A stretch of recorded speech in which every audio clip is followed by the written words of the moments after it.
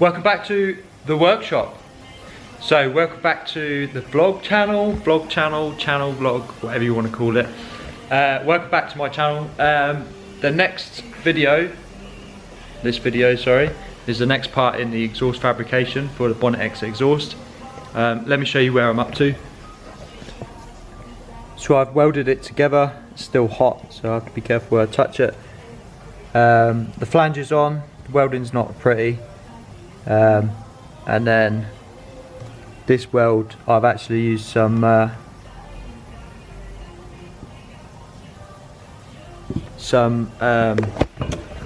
red cloth, what do you call it, like Scotch-Brite cloth, I think that's what you call it.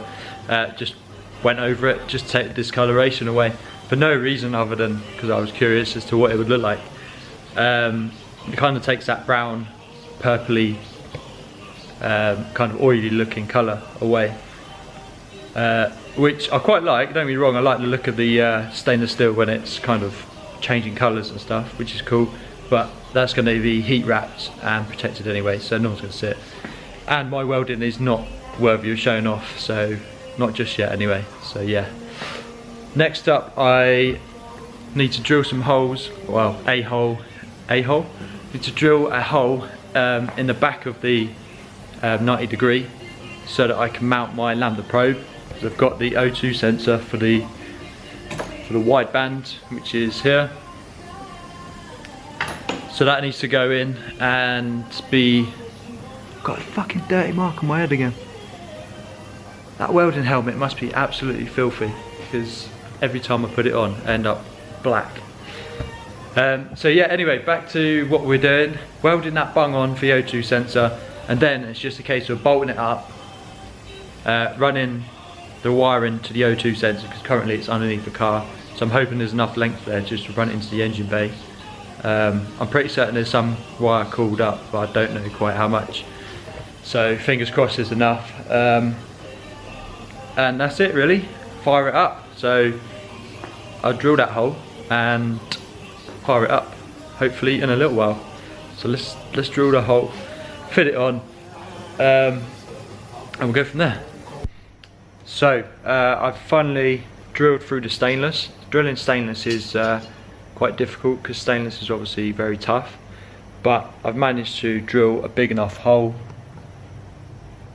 as you can see here, to mount the boss for the lambda probe in.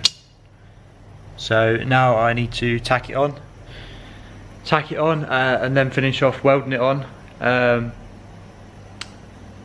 then I can bolt it up to the car and run the lambda probe wiring. So yeah, I guess I'll weld it on.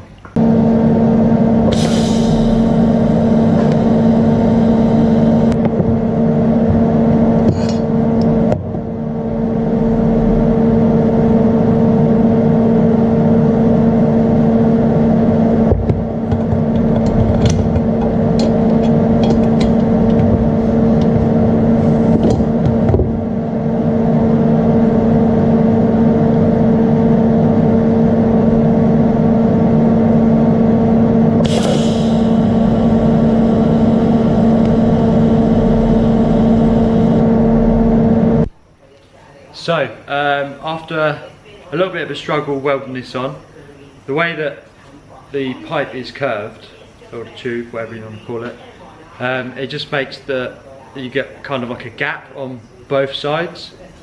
So yeah, it was a little bit awkward to weld up, and obviously I guess if you weld day in day out, then it'll just be easy because you'll be used to doing tricky bits like this. But I found a number of issues with getting comfortable with the TIG, because obviously you need to be able to hold the TIG torch steadily, and then obviously you've got your filler rod in the other hand, so you basically need to be like, I don't know, I guess leant against something or sat down at a stool, but then you've got the foot pedal, so you've only got one foot planted on the floor, and then your other foot is like hovering on top of the pedal.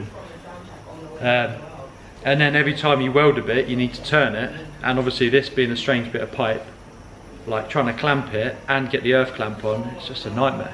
So yeah, I can see how people who do fabrication all the time would need, you know, a special bench for basically mounting this, and you can just then mount the clamp for the earth onto the bench instead of having to mount it onto the bit of material that you're welding. But anyway, we got there in the end. Enough rambling.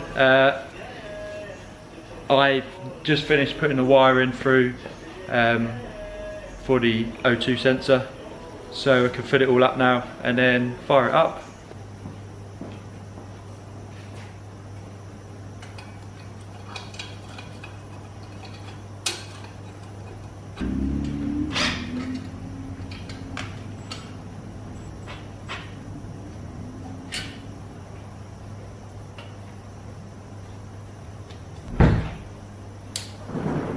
But when you're driving, the left-hand one looks like it goes right down into the ground. Really? Yet on the beam pattern, it shows it in left.